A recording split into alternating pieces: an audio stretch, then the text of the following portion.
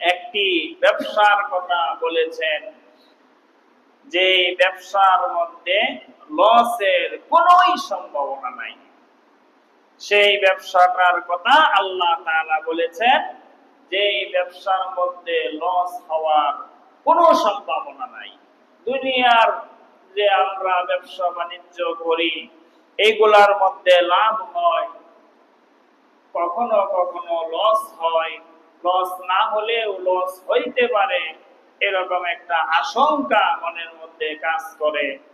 কিন্তু আল্লাহ রাব্বুল আলামিন সূরা ফাতিরের ২৯ নাম্বার এই আয়াতে এমন এক ব্যবসার কথা বলেছেন যে ব্যবসায় লস তো হবে না, লস হওয়ার কোনো ভয়ও এরকম ভাবে হৃদয়ে উকিও দিবে না, লস হওয়ার কোনোই সম্ভাবনা নাই। আল্লাহ রাব্বুল আলামিন বলেন, ইন্নাল্লাযীনা ইয়াতলুনা কিতাবাল্লাহ,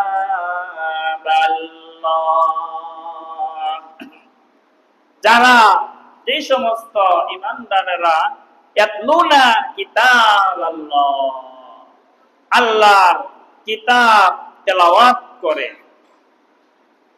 আল্লাহ তাআলার কালাম যারা তিলাওয়াত করে, ওয়া আকামুস সালাহ, ২ নম্বরে আল্লাহ তাআলা বলেন কোরআন তেলাওয়াত করে, ২ নম্বরে নামাজ পড়ে, নামাজ কায়েম করে, নামাজ আদায় করে, ৩ নম্বরে আল্লাহ তাআলা বললেন ওয়া আনফাকু মিম্মা রাযাকনাহুম, আমি যেই ধন সম্পদ দিয়েছি সেই আমার দেওয়া ধন সম্পদ থেকে যে সমস্ত ঈমানদারেরা খরচ করে, যাকাত দেয়, ফিতরা দেয়, নফল দান সদকা করে, এই ৩টা কাজ যারা করে, ১ নম্বরে বলা হলো কোরআন তেলাওয়াত যারা করে, ইয়াতলুনা কিতাবাল্লাহ, যারা কোরআন তেলাওয়াত করে।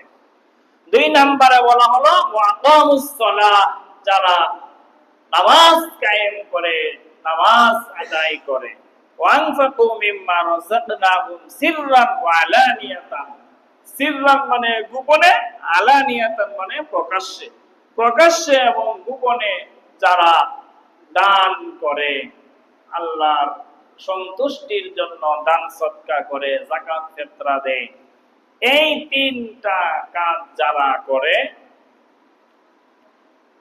আল্লাহ তাআলা বলেন ইয়ারজুনা তিজারাতাল লান তাবুর, লান তাবুর মানে কখনো তাদের ব্যবসায় লস হবে না।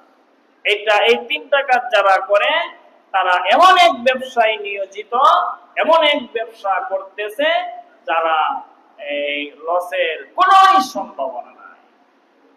এই নামাজ পড়া, তেলাওয়াত করা, দান করা, যাকাত ফিতরা দেওয়া, এগুলোকে এখানে আল্লাহ রাব্বুল আলামিন ব্যবসার সাথে তুলনা করছেন।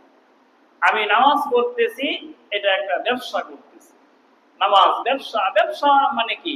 ব্যবসা হলো আপনি গ্রাহককে টাকা দিলেন, গ্রাহক ব্যবসায়ীকে টাকা দিলেন, ব্যবসায়ী আপনাকে একটা পণ্য দিল, এটাই তো ব্যবসা। কি বলেন?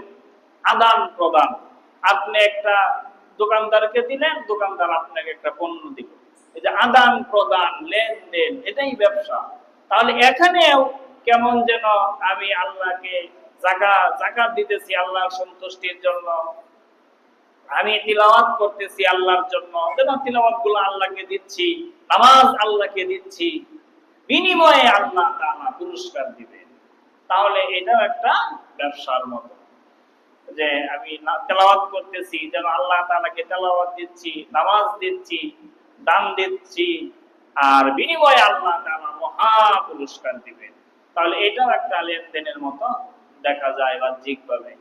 এই হিসাবে এখানে এই নেক আমলগুলোকে ব্যবসার মতো বলা হয়েছে। তিজারাতান মানে ব্যবসা, তিজারাতান লান তাবুর, যারা তিলাওয়াত করবে, নামাজ ৫ ওয়াক্ত সময় ৫ ওয়াক্ত নামাজ এবং যাকাত ফিতরা সহ দান সদকা করবে, আল্লাহ রাব্বুল আলামিন বলেন, তারা এমন ব্যবসায় নিয়োজিত, তারা এই ব্যবসার মধ্যে কোনো লসের সম্ভাবনা নাই।